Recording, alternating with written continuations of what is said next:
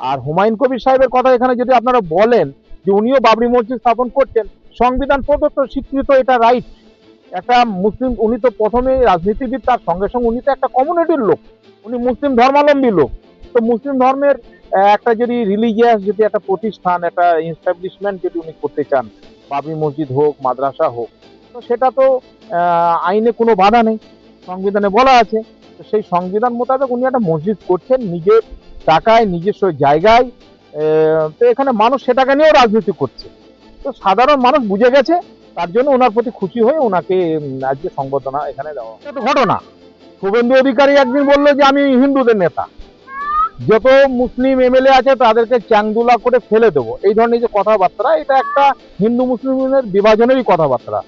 অন্যদিকে অন্যান্য দল যেমন ওই ফিরাদ হাকিম, এটাকে মিনি পাকিস্তান, হ্যাঁ, মেটিয়াবুজ, এবং একটা এটা বাজে জিনিস। তো সেই জিনিসটা একদম হওয়া কাম্য নয়। এখানে হিন্দু মুসলিম, আমাদের ভারতবর্ষ একটা বৈচিত্র্যময় দেশ, সেখানে হিন্দু মুসলিম জৈন খ্রিস্টান পার্সি সকলেই এখানে বসবাস করে, সকলেই আমাদের ভাই ভাই। তো সেই অক্ষুণ্ণতা এবং সংবিধানের যেটা আছে যে অধিকার আর কি, যে সকলেই একসাথে থাকবো, বাক স্বাধীনতা, সেখানে বসবাস করার স্বাধীনতা, তো সেটা হওয়া উচিত। এই সমস্ত দায়িত্বজ্ঞানহীন নেতারা যেগুলো করছে সেটা অত্যন্ত অন্যায়। আর হুমায়ুন কবির সাহেবের কথা এখানে যদি আপনারা বলেন যে উনিও বাবরি মসজিদ স্থাপন করছেন, সংবিধান প্রদত্ত স্বীকৃত, এটা রাইট। একটা মুসলিম, উনি তো প্রথমেই রাজনীতিবিদ, তার সঙ্গে সঙ্গে উনি তো একটা কমিউনিটির লোক, উনি মুসলিম ধর্মাবলম্বী লোক। তো মুসলিম ধর্মের একটা যদি রিলিজিয়াস যদি একটা প্রতিষ্ঠান, একটা ইনস্টাবলিশমেন্ট যদি উনি করতে চান, বাবরি মসজিদ হোক, মাদ্রাসা হোক, তো সেটা তো আইনে কোনো বাধা নেই, সংবিধানে বলা আছে। তো সেই সংবিধান মোতাবেক উনি একটা মসজিদ করছেন নিজের টাকায়, নিজস্ব জায়গায়। তো এখানে মানুষ সেটাকে নিয়েও রাজনীতি করছে। তো সাধারণ মানুষ বুঝে গেছে, তার জন্য ওনার প্রতি খুশি হয়ে ওনাকে আজকে সংবর্ধনা এখানে দেওয়া হবে।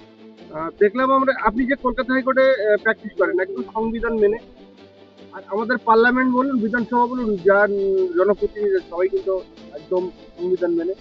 এই জায়গায় বর্ষিয়ান নেতা, তিনি সংসদ বিধায়ক হুমায়ুন অর্জুন সিং, তিনি কিন্তু বলছেন যে বাবরি মসজিদ করতে করুক, আমরা ভেঙে দেবো। এই যে অসহনীয়তা একটা কথাবার্তা অর্জুন সিং বলছেন, আপনি একজন সিনিয়র আইনজীবী হিসেবে এটাকে কেমন ভাবে দেখছেন? দেখুন, অর্জুন সিং এর প্রথমত উনি ওনাকে খোঁজ দিন কত কেসের উনি আসামি, এবং বম পিস্তল গুলি বারুদের কেসের আসামি ম্যাক্সিমাম।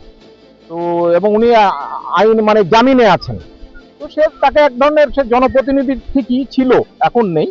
ওনাকে মানুষ হারিয়ে দিয়েছে, মানুষ ওনাকে ত্যাগ করেছে, এক সময় মানুষ বুঝতে পারেনি, ওনাকে ভোট দিয়েছিল। তো সেই ধরনের লোকের কাছ থেকে এই ধরনের তো আশা করা যায়।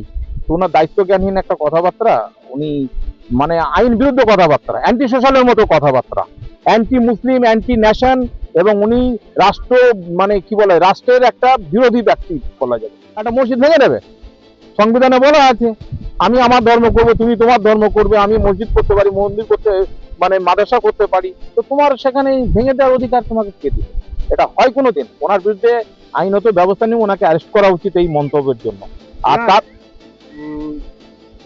দুবার মামলা হয়েছে কলকাতা হাইকোর্টে, দুবারই হাইকোর্ট বলেছে যে না, এই নামে মসজিদ করতেই পারে, এতে কোনো সাংবিধানিক বাধা নেই। এই জায়গায় একজন জনপ্রতিনিধি, পুরনো জনপ্রতিনিধি, তিনি এরকম মন্তব্য করছেন। হ্যাঁ, হাইকোর্ট তো বাবরি মসজিদের করা যাবে না, মসজিদ তো করতে দেবো না, শিলান্যাস হতে দেবো না, এই সংক্রান্ত হাইকোর্টে অনেকবার মামলা হয়েছে, একাধিকবার, দুবার মামলা হয়েছে। সেই মামলায় চিফ জাস্টিস বলে দিয়েছে যে হবে, এবং সেখানে রীতিমতো ফোর্স, সেন্ট্রাল ফোর্স, সিকিউরিটি সমস্ত কিছু দিয়ে ওখানে করা হয়েছে। তো সেখানে তো আইন ও বৈধতা পেয়ে গেছে। উনি যে বারবার একটা সম্প্রদায়কে টার্গেট করে উনি challenge কে? করছেন, উনি তো একটা মানে একটা এক সময় উনি বিজেপির দলের একটা সাংসদ ছিলেন, তারপর আবার তৃণমূল, আবার বিজেপি। তো ওনার কথার তো মানে উনি বললে তো আর হবে না। কেউ অন্যায় অ্যান্টি সোশ্যালের মতো কথা বলে, অ্যান্টি ন্যাশনের মতো কথা বলে, তো সেটা তো তার কথা, তো সেটা ঠিক নয়। এই যে আপনার গ্রামে যে জায়গায় আপনি দাঁড়িয়ে আছেন, হুমায়ুন কবির আসবে আজকের 5টা থেকে। আমরা কালকে এসেছিলাম, এলাকার মানুষদের সঙ্গে মতামত নিচ্ছিলাম, তারা বলছেন যে 1992 সালে 6 ডিসেম্বর যে কর সেবকরা আমাদের বাবরি মসজিদ ভাঙেনি, আমাদের হৃদয়ে আঘাত করেছেন, আর সেই আঘাতে মলম লাগিয়েছে হুমায়ুন কবির। আমরা অত্যন্ত বলবেন। হ্যাঁ, এটা তো ঠিক। আজকে যখন আমাদের বাবরি মসজিদটা ভেঙেছিল, সেখানে শুধু মসজিদ ভাঙেনি, একটা মুসলিমদের হৃদয়ে কিন্তু একটা আঘাত এসেছিল, প্রত্যেকটা মুসলিম, আমিও কষ্ট পেয়েছি। তো সেই কষ্ট তো আর অন্যভাবে লাঘব পাওয়া যায় না। কিন্তু হুমায়ুন কবির সাহেব সেই বাবরি মসজিদ নাম নিয়ে একটা মসজিদ করছেন, তো মুসলিমরা একটু শান্তি অনুভব করছে, মনের একটা একটু আশা, একটা মনের যে ক্ষোভ একটু প্রশমন হয়েছে। তার জন্য হুমায়ুন কবিরের পাশে সকলেই মানে বাহবা দিচ্ছে, এটা ঠিকই আছে। আজকে যে হুমায়ুন কবিরকে সংবর্ধনা দেবেন আপনার এই দেবগ্রামে, কত মানুষ উপস্থিত থাকতে পারে? এখানে আমার তো মনে হচ্ছে, এই জায়গাটা তো দেখলেন, এখানে লোকের জায়গা হবে না, 10 থেকে 12 হাজার লোক এখানে উপস্থিত হবে। এই যে সংবর্ধনা যারা মানে দিচ্ছেন আপনারা, এটা কোন সংগঠন বা কোন মসজিদ বা কারারা কোন কমিটি থেকে আপনারা দিচ্ছেন? এটা রাধাকান্তপুর আমাদের গ্রাম, পার্শ্ববর্তী আশেপাশে গ্রাম, সকলের জনগণ, হিন্দু মুসলিম সকলেই মিলে ওনাকে শান্তির জন্য, ওনার সাহসিকতার জন্য, ওনার সততার জন্য ওনাকে সংবর্ধনা দেওয়া হবে।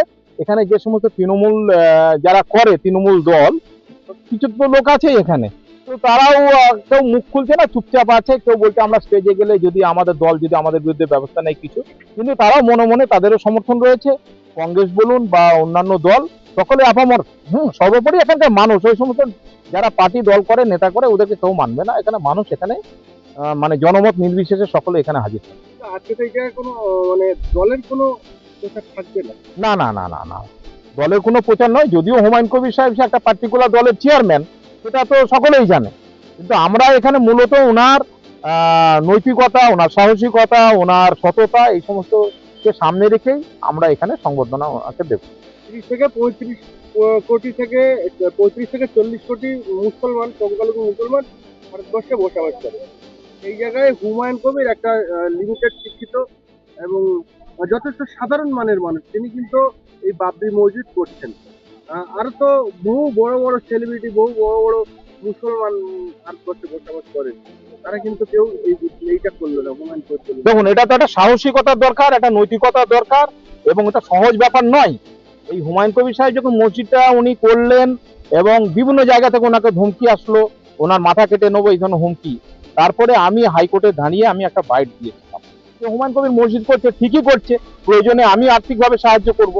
এই কথা বলার পরিপ্রেক্ষিতে আমার কিছু বন্ধু তথা তৃণমূল দলের এমএলএ এবং জেলা পরিষদের মেম্বার, আমি নাম বলছি না, তারা আমাকে বলছে যে আরএসএস রা খেপে যাবে, আমাদের কাছে ফোন আসছে, হাবিবুল সাহেব এটা আপনি কি করছেন, আপনার একটা আলাদা একটা ইমেজ আছে, পুরো নষ্ট হয়ে যাবে। আমাকে পর্যন্ত থ্রেট এসেছিল। আমি বললাম না, এটা তো কোনো খারাপ কথা নয়। তো সেই মুহূর্তে আমিও কিছুটা ভীত সন্ত্রস্ত বা কিছু চিন্তিত হয়ে গেছিলাম যে আমার বাইকটা দেওয়া হয়তো ঠিক হয়নি। পরবর্তীকালে দেখলাম যে ওই সমস্ত কুচক্করি লোকরা, এরাই মানে এদের সাহসিকতা নেই, মেরুদণ্ডহীন লোক।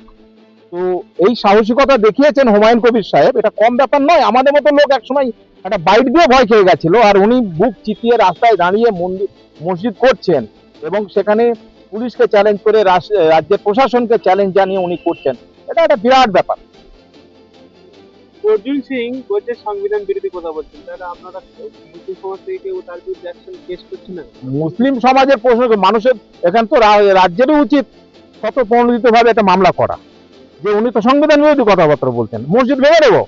আমি যদি বলি মন্দির ভেঙে দেবো, এটা মানা যায় নাকি? এটা কথাবার্তা, এটা সম্প্রীতি নষ্ট করবার মতো উনি কথাবার্তা উনি ঠিক বলেননি। উনিও মানে একটা মানে কি বলবো, দায়িত্ব জ্ঞানহীন, সঙ্গে সঙ্গে ওনার শিক্ষার অভাব আছে, অভিজ্ঞতার অভাব আছে। একদিকে যখন সংবিধান বিরোধী কথা বলছে, অন্যদিকে মমতা বন্দ্যোপাধ্যায় কেন তার বিরুদ্ধে ব্যবস্থা নিচ্ছে? তো উনি তো মমতারই লোক। অর্জুন সিং তো মমতারই এমএলএ ছিল, বিজেপিতে গেল, আবার বিজেপি থেকে তৃণমূলে আসলো, উনি তো মমতারই লোক। বিজেপি আর তৃণমূল এটা তো আলাদা কিছু নয়, এটা কি? শুভেন্দু অধিকারী তো তৃণমূলের লোক ছিল, বিজেপিতে গেল, তো মমতারই পাঠানো লোক। আবার হ্যাঁ, বিজেপিতে কিছু এসেছে, ওই যে কি একটা ওই জয়প্রকাশ মজুমদার এখানে বিজেপি ক্যান্ডিডেট ছিল করিমপুরে, ওখানে তৃণমূলের বিরাট নেতা। তো এগুলো তো মানুষ তো জানে, অতএব এটা অন্য কিছু ব্যাপার নয়।